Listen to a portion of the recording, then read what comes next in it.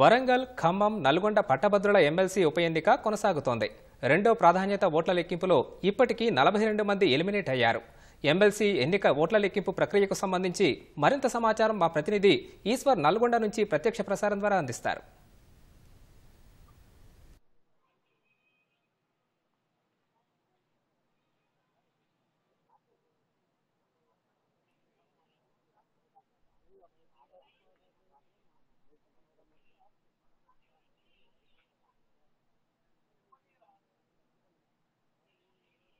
Nalgonda, Khammam, Warangal పట్టుభద్రుల MLC ఉప ఎన్నిక counting ప్రక్రియ అయితే కొనసాగుతుంది. జూన్ 5న 8 గంటలకు ప్రారంభమైన కౌంటింగ్ ప్రక్రియ అయితే మూడో రోజు కూడా కొనసాగుతుంది.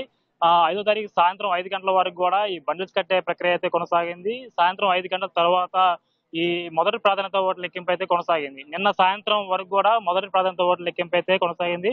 ఈ మొదటి ప్రాధాన్యత ఓట్ల లెక్కింపులో సుమారు 1,22,000 పైచిలకు కాంగ్రెస్ బలపరిచినటువంటి అభ్యర్థి తీన్మార్ మల్లన్న అయితే ఆధిక్యంలో కొనసాగారు. దీంతో పాటు భారత రాష్ట్ర సమితి అభ్యర్థి రాకేష్ రెడ్డికి 1,02,000 ఓట్లు అయితే నమోదయ్యాయి. భారతీయ జనతా పార్టీ అభ్యర్థికి అయితే 84 పైచిలకు ఓట్లు నమోదయ్యాయి. అయితే మొదటి ప్రాధాన్యత ఓట్లు గెలుపు కోటా చూసుకుంటే అయితే 1,55,095 ఓట్లు అధికారులు గుర్తించారు. ఈ మొదటి ప్రాధాన్యత ఓట్లు ఎవరు కూడా గెలుపు కోటను రీచ్ కాకపోవడంతో రెండో ప్రాధాన్యత ఓట్లకి అధికారులు సన్నద్ధం చేశారు. రాత్రి 10 గంటల సమయానికి రెండో ప్రాధాన్యత ఓట్ల లెక్కింపు అయితే ప్రారంభమైంది. ప్రస్తుతం కూడా రెండో ప్రాధాన్యత ఓట్ల లెక్కింపు అయితే కొనసాగుతుంది.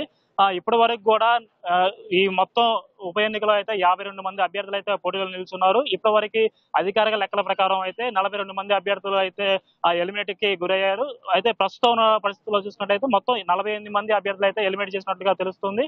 ఇంకొక 6 అయితే ఈ కౌంటింగ్ ప్రక్రియ అయితే కొనసాగుతుంది. దీంట్లో చూసుకున్నట్టయితే రెండో ప్రాధాన్యత ఓట్ల లెక్కింపులో అయితే ముఖ్యంగా చూసుకున్నట్టయితే స్వతంత్ర అభ్యర్థి అశోక్ కుమార్ కి అయితే 29,000 పైచిలకు ఓట్లు నమోదయ్యాయి. ఆ 29 ఓట్లను లెక్కించినప్పుడు అయితే ఇటు భారత రాష్ట్ర సమితి అభ్యర్థికి, కాంగ్రెస్ అభ్యర్థికి అయితే ఈక్వల్ గా ఈ ఓట్లు అయితే షేర్ అయినట్టు తెలుస్తుంది.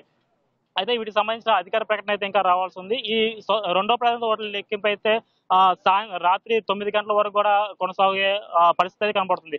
అయితే రాత్రి నుంచి కూడా ఇప్పటి వరకు కూడా సుమారు 3,000 ఓట్లు మాత్రమే లెక్కింపు చేసినట్లయితే కూడా తెలుస్తుంది. దీనికి ముఖ్య కారణంగా చూసుకున్నట్లయితే ప్రతి ఒక్క ఓటు కూడా అక్కడ ఉన్నటువంటి అభ్యర్థులు అందరూ కూడా తమకు చూపించాలి. చూపించిన తర్వాతే మళ్ళీ వాళ్ళ సందేహాలను నివృత్తి చేసిన తర్వాతే ఈ కౌంటింగ్ ప్రక్రియ అయితే కొనసాగుతుంది. సో ఈ నేపథ్యంలో ఒక్కొక్క ఓటు లెక్కించడానికి అయితే 3 నుంచి 5 నిమిషాలు సమయం తీసుకుంటుంది. దీంతో రాత్రి నుంచి కూడా ఇప్పటి వరకు కూడా మొత్తం 3,000 పైచిలకు ఓట్లు మాత్రమే లెక్కింపు అవుతున్నాయి. ప్రస్తుతం ఇంకా రెండో ప్రాధాన్యత ఓట్లు లెక్కింపు అయితే కొనసాగుతుంది. రాత్రి 9 గంటల తర్వాత అయితే ఈ ఫలితం తెలిసే అవకాశం ఉంది. ఇక్కడ ఉన్నటువంటి తాజా సమాచారం.